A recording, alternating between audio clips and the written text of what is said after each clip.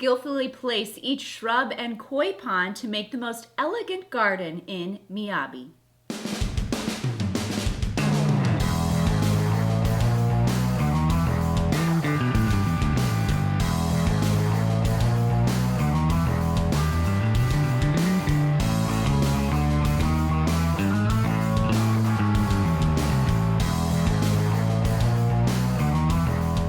Hey guys, and thanks for joining us at Tantrum House Studio 3. I'm Will Meadows. And I'm Sara Meadows, and today we're reviewing the game Miyabi from Haba. This is from designer Michael Keisling. It's a 2 to 4 player tile placement game that takes about 45 minutes to play. Haba was kind enough to send us a copy to check out, so let's take a look at how it's played. To set up the game, place out the main board and give each player their own garden board and lantern tokens. Draw the 4 types of tiles for your player count, and then you're ready to begin. On their turn, players will choose one tile and place it in their garden so that the objects on the tile are placed in the correct row. The lantern for that column will then be placed on the object, and it is scored.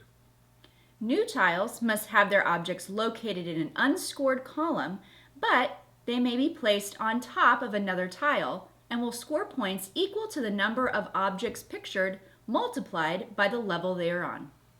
Once each player has played 6 tiles or has passed for the round, the lanterns are reset and a new set of tiles are drawn from the box. Once all the rounds have been played, the gardens are compared and bonus points are awarded for the player who has the most objects showing in each row. Points are tallied and the player with the most points wins. The rule set for Miyabi is a really nice straightforward rule set where you'll be drawing a tile and placing it into your garden each round. The nice twist that they've added in this game is that the lanterns that mark each column can only be used once per round, and so trying to evaluate what tiles are out on the board, stack them in the best way possible on your board, and only use one per column per round is a really pretty interesting challenge. Yes, even though the rule set is easy enough that kids can play, our 9-year-old did quite well playing against us.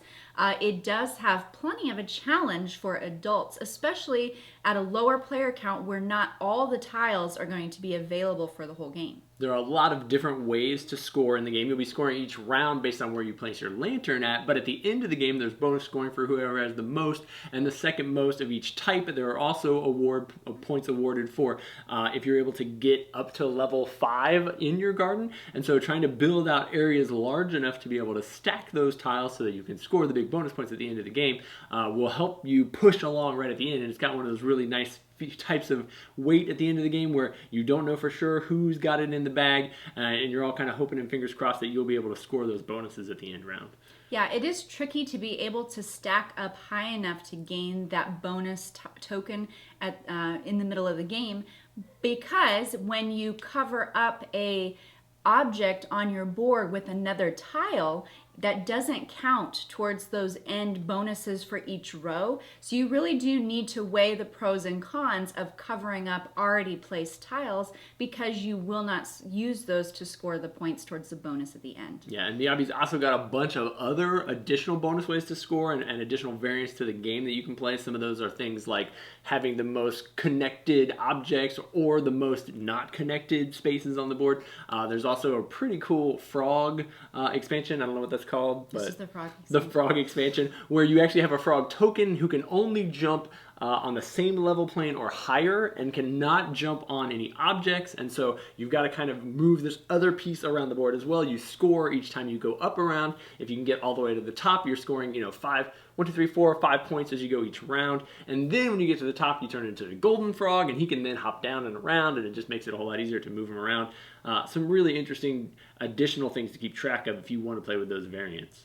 Yes, there is also a Zen Garden expansion that comes with the game. There are 16 tiles, and they're all single space tiles that have one object on them, corresponding with the 6 rows.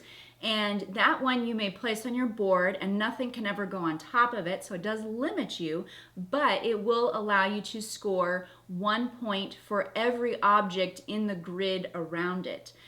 So you are able to score upwards 9, 12 points with that one tile. but it does limit you, so you do need to plan strategically if you're going to play with the Zen expansion. Yeah, I feel like we're going to get a lot of replayability out of this one because there's so many different variants, and because even when you're playing it, there's definite like strategies change from the first time I played it. One strategy hint is at the top of the board, those are going to be higher scoring points at the end of the game if you have the most of those objects, and so kind of fighting over those makes it a whole lot more interesting and more tense as you're like, man, I'm only 5 red bushes and she's got 6 and I got to get that 2 tile if I want to be able to pass her up.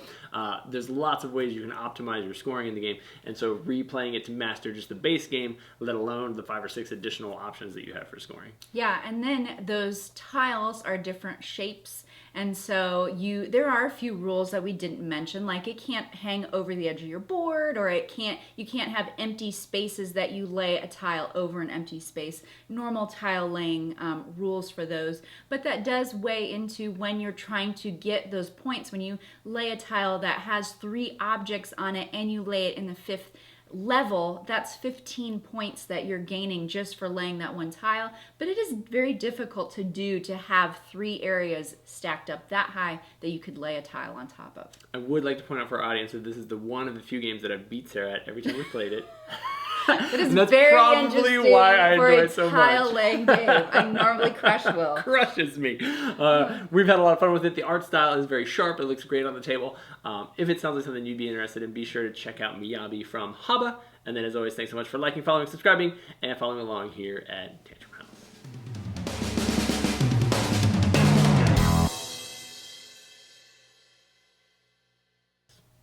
Next time you're going down. Yeah! I had to sneak it in there. Wax on, wax off. It's Mr. Miyagi. It's like the quote for this game. I also find it hilarious that you thought the game was called Miyagi. It has a giant G right on it to accentuate the Miyagi-ness so you don't miss it. Miyagi.